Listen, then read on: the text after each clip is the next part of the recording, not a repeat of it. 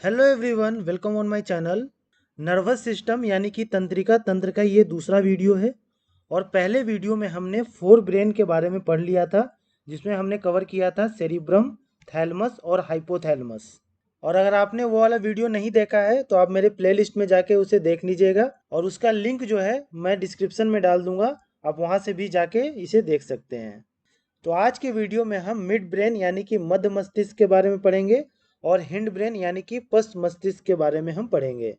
तो बिना देर किए हम वीडियो को स्टार्ट करते हैं और हम देखते हैं मिड ब्रेन यानी कि मध्य मस्तिष्क के बारे में। तो मध्य मस्तिष्क जो होता है यानी कि मिड ब्रेन, ये मस्तिष्क का सबसे छोटा भाग होता है, यानी हमारे ब्रेन का सबसे छोटा भाग होता है। कौन सा? Mid brain. और सबसे बड़ा भाग कौन होता है? तो वो होता है आपका फोर ब्रेन।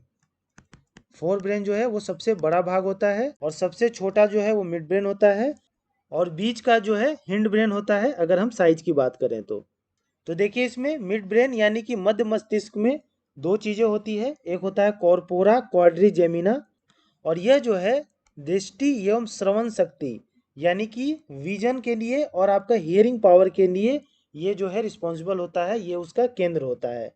पिक्चर में देखिए, ये जो पार्ट है, ये वाला, ये जो है क्या है आपका? कॉर्पोरा क्वाड्रिजेमिना है। और ये जो है केंद्र होता है किसका? दृष्टि का और श्रवण शक्ति का, यानी कि आपका विजन का और आपके हियरिंग पावर का। और दूसरा पार्ट इसका होता है सेरेबल पेडुनकल। सेरिबल पेडुनकल जो है ये दिमाग के अन्य भागों को मेरुदंड से यानी कि स्पाइनल कोड से जोड़ता है।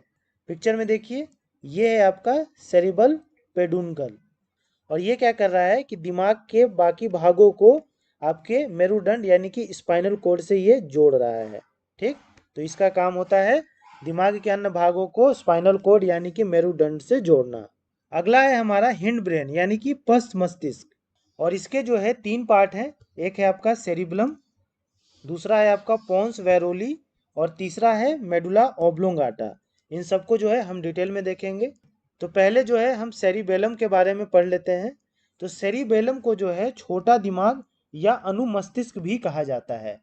आपने एक मूवी देखा होगा क्रांतिवीर, जिसमें जो है वो जो नाना पाटेकर जब छोटा होता है तो कहता है कि पीछे मत मारो, पीछे छोटा मगज होता है। यानी पीछे जो है वो क्या होता है? छोटा दिमाग होता है। छोटा दिमाग ये सेरिबेलम ही होता है। उसके बाद जो है सेरिबेलम जो है मुख्य रूप से आपके मांसपेशियों यानी मसल्स के नियंत्रण के लिए ये जिम्मेवार होता है। और ये जो है आपके मांसपेशियों यानी मसल्स को कंट्रोल करता है।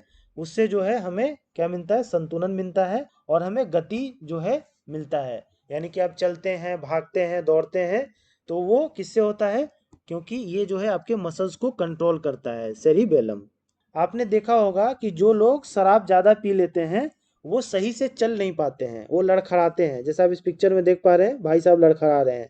तो ये क्या होता है कि जब आप शराब पीते हैं तो सेरिबेलम जो है वो सही से काम नहीं करता है, और सही से काम नहीं करेगा तो आपके मांसपेशियों पे इसका नियंत्रण नहीं रहेगा, कंट्रोल नहीं रहेगा। तो इसलिए जो है आदमी डगमगाता है, उनकी जो चाल है वो डगमगाने लगती है अगर शराब लोग पीते हैं तो। उसके बाद जो है सेरिबेलम जो है वो नेत्र की गतिविधियों यानी कि आपके दृष्टि, आपके विजन का भी ये समन्वय करता है। और जो है सेरिबेलम आपको ऐसी चीज़ों को सीखने में भी मदद करता है जिसके लिए आपको अभ्यास या बारीक ट्यूनिंग की ज़रूरत होती है। जैसे कि आप कार चलाते हैं, बाइक चलाते हैं, तो ये सब कैसे आपको आता है? तो आपको अभ्यास करके ये चीज़ें आती है। और ये कौन मदद करता है? तो ये सेरिबेलम ही इसको सीखने में मदद करता है। हिंड ब्रेन और पश्च मस्तिष्क का जो अगला भाग है वो है पोन्स वोरोली। पोन्स वोरोली जो है ये श्वसन की क्रिया को नियंत्रित करता है, यानी आपके रेस्पिरेशन की क्रिया को ये नियंत्रित करता है। और यह जो है शरीर के विभिन्न अंगों से स्टिमुलस को कलेक्ट करता है और मस्तिष्क तक यानी कि आपके ब्रेन तक पहुंचाता है। स्टिमुलस क्या होता है? जैसे मान लीजिए कि आपको कोई मच्छर काट रहा है, तो आपको ये कैसे पता चलता है कि ये मच्छर जो है आपको काट रहा है? तो आपको दर्द होता है, और वो जो दर्द का एहसास है वो आपकी जो तंत्रिकाएं हैं, आपके जो नर्व्स है, वो आपके ब्रेन तक पहुंचाता है। ब्रेन तक ये पहुंचाता है कि भैया आपको दर्द हो रहा है। तो ब्रेन से एक सिग्नल आता है आपको कि यहाँ पे दर्द हो रहा है, तो आप जो है अपना हाथ हटाते हैं या मच्छर को मारते हैं या उसको भगाते हैं। तो ये सब क्या है? स्टिमुलस है। ठीक, तो ये स्टिमुलस को ये कलेक्ट करता है और आपके कहाँ पे? दिमाग में, यानी कि आपके मस्तिष्क में ये पहुंचाता है। अगला है आपका मेडुला ऑब्लोंगाटा। मेडुला ऑब्लोंगाटा का जो मेन काम है वो है श्वसन, रिस्पिरेशन का, और दूसरा आपका हृदय संबंधी गतिविधियों को ये नियंत्रित करता है, यानी कि आपके हार्ट रिलेटेड जितनी भी एक्टिविटीज है उसको ये नियंत्रित करता है। और यह जो है आपके रक्तचाप यानी कि ब्लड प्रेशर को, हृदय गति यानी हार्ट बीट, और श्वसन दर यानी कि रिस्पिरेशन जो रेट है उसको ये कंट्रोल करता है। और मेडुला ऑब्लोंगाटा का क्या काम है? तो अनैच्छिक कार्यों के लिए भी ये जिम्मेवार है, जैसे कि उल्टी से लेकर छींक आने तक। जब आपको उल्टी आती है तो ये क्या होता है? अनैच्छिक कार्य है, आपकी मर्जी से नहीं होता है कि आपको मन किया कि उल्टी कर दे तो उल्टी कर देंगे। आपको छींक आती है तो आपके मन से आती है क्या छींक? ना, एकाएक आती है। तो इन सबको जो है ये कंट्रोल करता है मेडुला ऑब्लोंगाटा, अनैच्छिक कार्यों को, जो अनवॉलेंटियर वर्क है, जो आप नहीं करना चाहते हैं। इस पिक्चर में देखिए, ये जो पार्ट है ये क्या है? पॉन्स है, पॉन्स वरोली का ये पार्ट है, और उसके जस्ट नीचे क्या है? ये आपका मेडुला ऑब्लोंगाटा है। और ये जो पार्ट है मेडुला, इसके नीचे फिर आपका स्पाइनल कोड यानी कि मेरुदंड स्टार्ट हो जाता है। तो अगला जो है हमारा स्पाइनल कोड ही है, मेरुदंड। काफ़ी इंपॉर्टेंट है नर्वस सिस्टम में मेरुदंड, और एग्जाम में जो है क्वेश्चन काफ़ी बनते हैं यहाँ से, तो इसको ध्यान से देखिएगा। तो मेडुला ऑब्लोंगाटा का जो पिछला भाग है उसे हम स्पाइनल कॉर्ड या मेरुदंड कहते हैं। मैंने बताया आपको मेडुला ऑब्लोंगाटा से जो है नीचे क्या होता है? आपका स्पाइनल कॉर्ड स्टार्ट हो जाता है, जैसा इस पिक्चर में देखिए, ये क्या है? आपका स्पाइनल कॉर्ड है। और ये जो है आपके मस्तिष्क की सहायक संरचना होती है, यानी ये आपके ब्रेन का एक सपोर्टिव पार्ट है, आपके ब्रेन को ये सपोर्ट करता है। और यह जो है प्रतिवर्ती क्रिया यानी कि रिफ्लेक्स एक्शन को नियंत्रित करती है। कौन? आपका स्पाइनल कोड। जो भी मैसेज दिमाग के पास पहुंचता है तंत्रिकाओं के द्वारा यानी कि नर्व्स के द्वारा, वह जो है किसके थ्रू जाता है? तो वो स्पाइनल कोड के थ्रू ही जाता है। और ये जो प्रतिवर्ती क्रियाएं हैं यानी रिफ्लेक्स एक्शन है, ये क्या होता है? तो ये बहुत ही तीव्रता यानी बहुत ही तेजी से बिना सोचे पूरा हो जाता है, आपको सोचने का टाइम नहीं दिया जाता है। जैसे कि मान लीजिए मैं आपकी तरफ एक बॉल को फेंकूं, ठीक? तो आपका हाथ जो है ऑटोमेटिक जो है उस बॉल को पकड़ने के लिए आगे हो जाएगा। या आपने ये महसूस किया होगा कि अगर टॉर्च जो है मैं आपके आंखों पर मारूं डायरेक्ट, तो आप क्या होगा? आपकी जो पुतली है वो अपने आप बंद हो जाएगी। तो ये सब जो एक्शन है जो तीव्रता से यानी बहुत तेजी से बिना सोचे पूरा हो जाता है, बिना आपके सोचने से, उसे ही हम रिफ्लेक्स एक्शन या प्रतिवर्ती क्रिया कहते हैं। और पिछले वीडियो में जो है मैंने बहुत ही अच्छे से आपको समझाया है कि एफरेंट नर्व क्या होता है, अभिवाही कोशिकाएं, और इफरेंट नर्व अपवाही कोशिकाएं क्या होती है, किस तरह से कोई चीज आपके दिमाग तक पहुंचती है, और आपके दिमाग से कैसे सिग्नल आता है और आप जो है एक्शन लेते हैं। ये सारी चीज़ों को मैंने पहले वीडियो में बहुत ही डिटेल से कवर किया है। तो आप ये वीडियो देखने से पहले पहला वीडियो पहले जाके जरूर देख लीजिए मेरे प्लेलिस्ट में, या उसका लिंक मैं डिस्क्रिप्शन में डाल दूंगा, आप वहां से भी जाके इसे देख सकते हैं। बाकी जो प्रतिवर्ती क्रिया है उसका एग्जाम्पल क्या है कि जब कोई गर्म चीज को आप टच करते हैं तो आप हाथ तुरंत हटा लेते हैं। तो हाथ जो आप हटाते हैं वो क्या है? प्रतिवर्ती क्रिया है, रिफ्लेक्स एक्शन है, जो आप बिना सोचे आपको करना पड़ता है। आगे बढ़ते हैं हम। अब हम देखते हैं पेरिफेरल नर्वस सिस्टम यानी कि परिधीय तंत्रिका तंत्र। नर्वस सिस्टम के जो है 3 प्रकार होते हैं, जो हमने पहले वाले वीडियो में देखा था। सेंट्रल नर्वस सिस्टम यानी कि केंद्रीय तंत्रिका तंत्र, पेरिफेरल नर्वस सिस्टम परिधीय तंत्रिका तंत्र, और ऑटोनोमस नर्वस सिस्टम यानी कि स्वायत्त तंत्रिका तंत्र। तो नर्वस सिस्टम में जो है ब्रेन और आपका स्पाइनल कोड आता है। और ब्रेन में जो है फोरब्रेन यानी कि अग्र मस्तिष्क, और उसके ये 3 पार्ट हैं, सेरिब्रम, थैलेमस और हाइपोथैलेमस। और जो है मिड ब्रेन यानी मध्य मस्तिष्क इसमें आता है, इसके ये 2 पार्ट हैं। और हिंड ब्रेन पश्च मस्तिष्क, इसके 3 पार्ट हैं।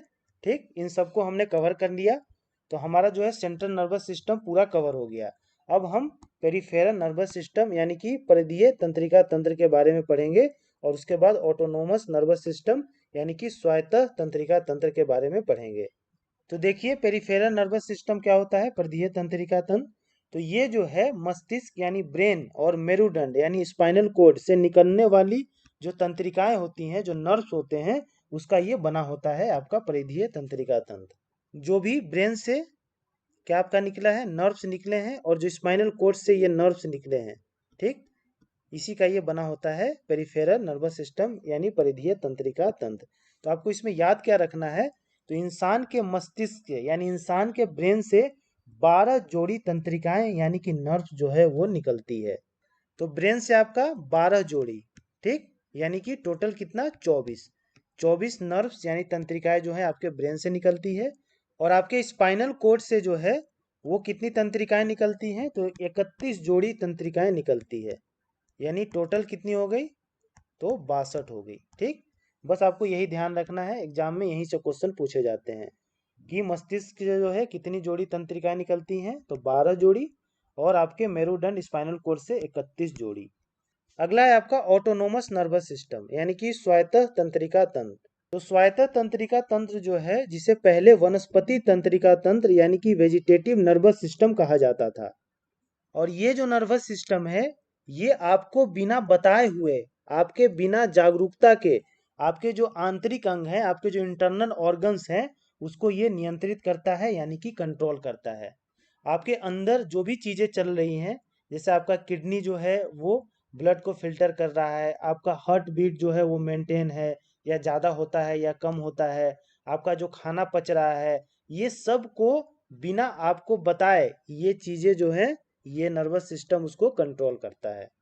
और इसमें क्या क्या शामिल है, जैसे मैंने आपको बताया कि हृदय गति, पाचन, पेशाब करना, यौन उत्तेजना, या जब आप लड़ाई करते हैं या जब आप भागते हैं दौड़ते हैं, तो अंदर में क्या चीज़ें को कैसे कंट्रोल करना है, किस ऑर्गन को कितना ज़्यादा चलाना है, उसको कम करना है, ये सभी चीज़ों को ये स्वायत्त तंत्रिका तंत्र जो है इसको कंट्रोल करता है।